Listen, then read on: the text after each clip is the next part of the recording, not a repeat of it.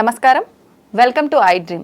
ధర్మ మార్గం కార్యక్రమానికి స్వాగతం. నేను మీ విజిత. ప్రస్తుతం మనతో పాటు ఉన్నారు ప్రముఖ జ్యోతిష్యులు అవినాష్ దాస్ గారు. ఇప్పుడు వారితో మాట్లాడి నవరాత్రి విశిష్టత గురించి అడిగి తెలుసుకుందాం. నమస్కారం అండి. నమస్కారం అండి. ఓం నమ శివాయ, ఓం నమో వెంకటేశాయ. అవినాష్ గారు, మనకు నవరాత్రులు ప్రారంభం కాబోతున్నాయి. అక్టోబర్ 2 అమావాస్య తర్వాత నుంచి నవరాత్రులు ప్రారంభం. అయితే ముఖ్యంగా నవరాత్రుల్లో అమ్మవారిని ఒక్కొక్క రోజు ఒక్కొక్క రూపంలో ఆరాధిస్తుంటాము. ప్రత్యేకించి అమ్మవారిని ఆరాధించాలన్నా కూడా మొదటి రోజు ఏ రకమైన అలంకరణతో అమ్మవారిని ఆరాధిస్తామో అదేవిధంగా రంగు కూడా పాటిస్తూ ఉంటాం. ఈరోజు అమ్మవారిని ఈ రంగు వస్త్రంతో చేయాలి అని చెప్పి. ఏంటండి మొదటి రోజు అమ్మవారి అలంకరణ ఏ రకంగా ఉండాలి, ఏ రూపంలో అమ్మవారిని ఆరాధించాలి, ఆ రోజు అమ్మవారికి ఏ రంగు వస్త్రాన్ని కట్టాల్సి ఉంటుంది? మొదటి రోజు శైలపుత్రి అమ్మవారి రోజు. Okay. Orange colour sari, orange colour వస్త్రంతో అమ్మవారిని అలంకరించాలి. నైవేద్యం ఏమో నెయ్యి, ఓన్లీ నెయ్యి ప్లస్ నవధాన్యాలు. ఓకే. నవధాన్యాలు అనేది కామన్. అమ్మవారికి నెయ్యి ఇష్టం కాబట్టి ఓన్లీ నెయ్యితో నైవేద్యం పెడితే చాలు.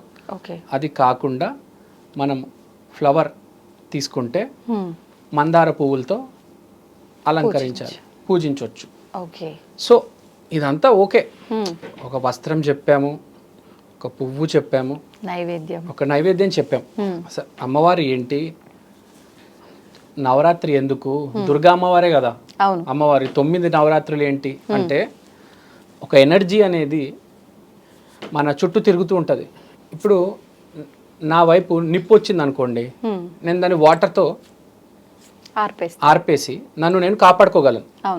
సో ప్రతి దానికి ఒక ఎనర్జీ అనేది ఉంటుంది. ఇప్పుడు నిప్పు వస్తుందని చెప్పి నా వైపు అన్నీ వేసేస్తే వేస్ట్ కదా, ఆగదు. ఓన్లీ వాటర్ వేస్తే చాలు. సో ఇక్కడ పాయింట్ ఏంటంటే శైలపుత్రి అమ్మవారు ఎందుకు పూజించాలి? శైలపుత్రి అమ్మవారిని పూజించాల్సింది focus and father related problems కొంతమందికి ఉంటాయి. ఓకే. ఫాదర్తో పడదు, తండ్రి కొడుకులకి పడదు.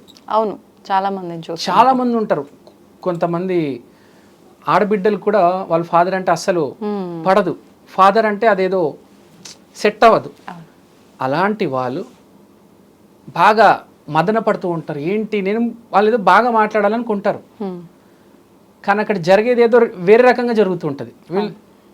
ఫాదర్ అనేది హెడ్ ఆఫ్ ద ఫ్యామిలీ. చిన్న పిల్లోడిని, అమ్మాయిని అర్థం చేసుకోవాలి. ఎందుకు అర్థం చేసుకోవట్లేదు అని సిచ్యువేషన్, గందరగోళం. సో అలాంటి వాళ్ళు స్పెషల్గా శైలపుత్రి అమ్మవారిని పూజించి మా differences, father son, father daughter డిఫరెన్సెస్ని తగ్గించమని, డిజాల్వ్ చేయమని కోరుకోవాలి. తర్వాత శైలపుత్రి అమ్మవారు ఫోకస్కి ఆమె ఒక సింబల్.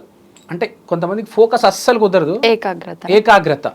అంటే ఇప్పుడు బుక్ తీస్తారు, ఇంకా ఒక పేజ్ కూడా అవ్వదు, అప్పుడే మూసేస్తారు. మళ్ళీ అరగంట బయటికి వెళ్తారు, తిరిగి తిరిగి తిరిగి తిరిగి ఒక గంట తిరిగి మళ్ళీ వస్తారు, మళ్ళీ ఒక అర పేజ్ చదువుతారు. అంటే చదవడం వచ్చు, టాలెంట్ ఉంది, ఫోకస్ కుదరడం లేదు. అలాంటి వాళ్ళు శైలపుత్రి అమ్మవారిని పూజించాలి. ఓకే.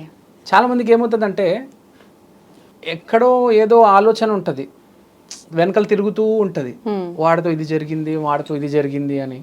చదివేటప్పుడు అది రిఫ్లెక్ట్ అవుతుంది, ఆ ఫోకస్ పోతుంది. అవును. ఇప్పుడు చాలామంది ఉంటారు, మనం ఇంజనీర్స్ కావచ్చు, డాక్టర్స్ కావచ్చు, మెయిన్గా పిల్లలు, స్టూడెంట్స్కి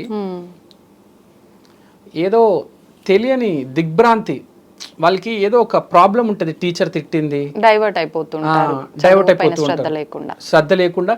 కానీ యాక్చువల్గా నువ్వు అసలు స్కూల్కి వెళ్తుంది ఎందుకు? చదువుకోవడానికి. మంచి మార్కులు వస్తే ప్లేస్మెంట్లో మంచి జాబ్ వస్తుంది. కరెక్టే. యాక్చువల్గా వాడికి టాలెంట్ ఉంది, ఆ పిల్లవాడికి. వాడు ఏం చేస్తున్నాడు? శ్రద్ధ పెట్టలేదు. కానీ వాడికి ఉంది, టాలెంట్ ఉంది. ఒక అమ్మాయి ఉంటుంది, డాన్స్ బాగా వస్తుంది, బాగా చేస్తుంది, మంచి కొరియోగ్రాఫర్ అవ్వచ్చు. కానీ శ్రద్ధ ఎక్కడో వేరే చోట ఉంటుందండి. ఆ ఫోన్లోనో లేకపోతే ఎవరినో ఏదో ప్రేమ అని ఏదో గొడవ ఉంటుంది. ఇవన్నీ పక్కన పెట్టేసి మనం మన పని మీద ఫోకస్ చేయాలి. ఈ రోజుల్లో కలియుగంలో డబ్బే ముఖ్యం, సర్వం సకలం. అంతే. కానీ ఈ ఫోకస్ అనేది కుదరదు. సో అలాంటప్పుడు శైలపుత్రి అమ్మవారిని పూజించాలి అని నేను కోరుకుంటున్నాను. ఈ ప్రాబ్లము ఒక 20 ఏళ్ళ అమ్మాయికి, ఒక 15 ఏళ్ళ పిల్లోడికి కాదు, ఒక 50 ఏళ్ళ మిడిల్ ఏజ్డ్ పర్సన్కి కూడా రావచ్చు. అవును, సడన్గా బాగుంటుంది, ఒక 40-50 అయిన తర్వాత ఫోకస్ డ్రాప్ అవుతుంది. ఏదో రీజన్స్, పిల్లలు వదిలేసి అమెరికాకి వెళ్ళిపోయారు, కూతురు పట్టించుకోవట్లేదు, పెళ్ళయి వేరే వాళ్ళ ఇంటికి వెళ్ళిపోయింది, మా భార్య టీవీ సీరియల్ చూస్తుంది. సో ఒక రీజన్ ఉంటుంది, ఫోకస్ తప్పుతుంది. అవును, ఆడు సరిగ్గా టీవీ చూడలేరు, ఆయన పెద్ద మనిషి సరిగ్గా టీవీ చూడలేరు, సరిగ్గా పుస్తకం చదవలేదు.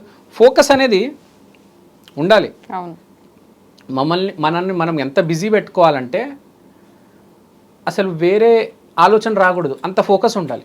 సో మెయిన్గా ఫోకస్ అనేది చాలా ఇంపార్టెంట్ లైఫ్లో. అవును, అలాంటి వాళ్ళు ఈ శైలపుత్రి అమ్మవారు అనేది ఒక ఎనర్జీ ఫోకస్కి. ఓకే. సో ఇలాంటి వాళ్ళు స్పెషల్గా ఎవరికైతే ఫోకస్ డ్రాప్ అవుతుందో వాళ్ళు దయచేసి శైలపుత్రి అమ్మవారిని ఆ రోజు, మొదటి రోజు, beginning of a spiritual journey అంటారు. యాక్చువల్గా శైలపుత్రి అమ్మవారు ఇస్ ఎ స్పిరిచువల్ గాడెస్. అంటే ఏదైనా పని మొదలు పెడుతున్నాము అది స్పిరిచువల్గా మొదలు పెట్టాలి. మొదలు అనేది చాలా ఇంపార్టెంట్. ఇప్పుడు ఒక రూమ్కి ఒక డోర్ ఎంత ఇంపార్టెంట్, అలానే మనం ఏదైనా పని మొదలు పెట్టే ముందు దానికి మొదటి అడుగు చాలా ఇంపార్టెంట్. సో స్పిరిచువల్ జర్నీకి అమ్మవారు చాలా ఇంపార్టెంట్. ఓకే. అయితే ఇప్పుడు మరి ముఖ్యంగా ఆ రోజు అమ్మవారిని మీరు ఇందాక చెప్పినట్టు మందార పూలు, ఎరుపు రంగు, ఆరెంజ్ కలర్ వస్త్రము, నైవేద్యము ఇవన్నీ చెప్పారు. మంత్రం కూడా ఇంపార్టెంట్ కదా అమ్మవారిని ఆరాధించాలంటే. మంత్రం ఏమైనా చెప్పాల్సి ఉంటుందంటారా? మంత్రము ఇప్పుడు అందరూ దుర్గమ్మ రూపాలే. అవును, దుర్గాయ నమః అంటే చాలు. బేసిక్గా అమ్మవారికి కృతజ్ఞత. ఒక శైలపుత్రి అమ్మవారు ఫోటోలు ఉంటాయి మనకి ఇంటర్నెట్లో. అవును, జస్ట్ ఒక చేతులు ఎత్తి ఒక కనెక్షన్ ఎస్టాబ్లిష్ అవ్వాలి మనకు. మంత్రాలు చదవచ్చు. మంత్రాలు ఎంతసేపు చదువుతారని అడుగుతా. 5 నిమిషాలు, 10 నిమిషాలు, సరే లేడీస్ అయితే 20 minutes 30 minutes చదువుతారు. కనెక్షన్ అనేది చాలా ఇంపార్టెంట్. ఓకే. ఒక ఎనర్జీ, ఒక ఫోకస్. మీరు శైలపుత్రి అమ్మవారి పటాన్ని చూస్తూ ఉంటే ఒక ఫోకస్ అనేది ఏర్పాటు అవుతుంది. తెలియని ఒక శక్తి వస్తూ ఉంటుంది. మనం మనిషిని మాటల కంటే ఎక్కువ వాడి యాక్షన్స్, వాడి బిహేవియర్ ప్లస్ వాడి కంటి చూపులో చెప్పవచ్చు. మీరు ఏంటి అని జస్ట్ 2 minutes మీ కళ్ళలో చూసి చెప్పవచ్చు నేను వాట్ ఆర్ యూ అని. మనకు అర్థమైపోతుంది. ఓకే. మాట ఏదైనా మనిషి మాట్లాడవచ్చు, కానీ వాడు చేసే పని వాడు చూపడు చెప్పేస్తుంది. సో శైలపుత్రి అమ్మవారు అనేది ఫోకస్. ఓకే. అమ్మవారి పఠాన్ని అలా చూడాలి. ఒక try to establish A connection. ఆ ఎనర్జీని మనము ఛానలైజ్ అవ్వాలి. ఇప్పుడు ఫీల్ అవ్వాలి. ఇప్పుడు రేడియో పెడితే కరెక్ట్ 95.0 దగ్గర ఒక సిగ్నల్ వస్తుంది, 98.3 దగ్గర ఒక సిగ్నల్ వస్తుంది. ఆ కనెక్షన్ ఎస్టాబ్లిష్ అవ్వడానికి ట్రై చేయాలి. ఓకే. ఇక్కడ పాయింట్ మంత్రం అనేది కాదు, ఆ కనెక్షన్, ఎనర్జీ అనేది ట్రాన్స్ఫర్ జరగాలి. అప్పుడు నీకు ఫోకస్ పెరుగుతుంది. ఓకే. ముఖ్యంగా నవరాత్రులు అనగానే మనం దాంట్లోనే చెప్పుకుంటున్నాం రాత్రులు అని చెప్పి. మరి అమ్మవారి ఆరాధనలు సాయంకాల సమయంలో చేయాల్సి ఉంటుందా, మార్నింగ్ సమయంలోనా?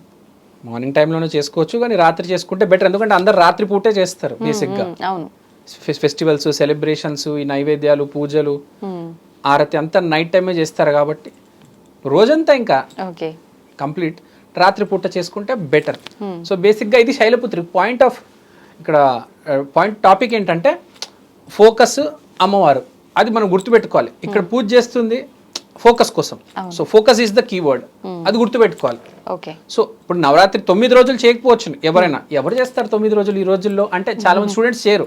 అరే ఒక్కరోజు చేయాలంటే నేను చేస్తాను, ఏమొస్తుంది అని అడుగుతాడు. అంటే స్టూడెంట్కి ప్రత్యేకించి చేయాల్సిన రోజు అంటే అది మొదటి రోజు శైలపుత్రి అమ్మవారికి పనికొచ్చే రోజు ఫోకస్. ప్లస్ ఇప్పుడు ఎవరైనా కొత్తగా పెళ్లి చేసుకొని వెళ్తున్నారు, ఎంట్రీ ఇంపార్టెంట్ కదా. సో వాళ్ళు కూడా ఎంటర్ అయ్యే ముందు ఆ మొదటి రోజు చేసుకుని అప్పుడు తర్వాత అట్లా ఏదైనా పని మొదలు పెట్టే ముందు శైలపుత్రి అనేది చాలా important. Okay. First goddess. So బేసిక్గా ఇది శైలపుత్రి అంటే గుర్తుపెట్టుకోవాలి. మొదటి ఇప్పుడు మనకు విఘ్నేశ్వరుడు ఎట్లా, శైలపుత్రి ఎట్లా ప్రారంభం. సో ఇది బేసిక్ గుర్తుపెట్టుకోవాలి. ఓకే. అంటే మనకు ప్రతి పూజలో విఘ్నేశ్వరుడు పూజ మొదట ఎలా చేస్తామో అలా నవరాత్రుల్లో మొదట శైలపుత్రి అమ్మవారితో ప్రారంభం చేసుకోవాలి. ఎస్. ఓకే అండి, థ్యాంక్ యూ అండి, చాలా చక్కగా వివరించారు. ధన్యవాదాలు. ధన్యవాదాలండి. Thank you.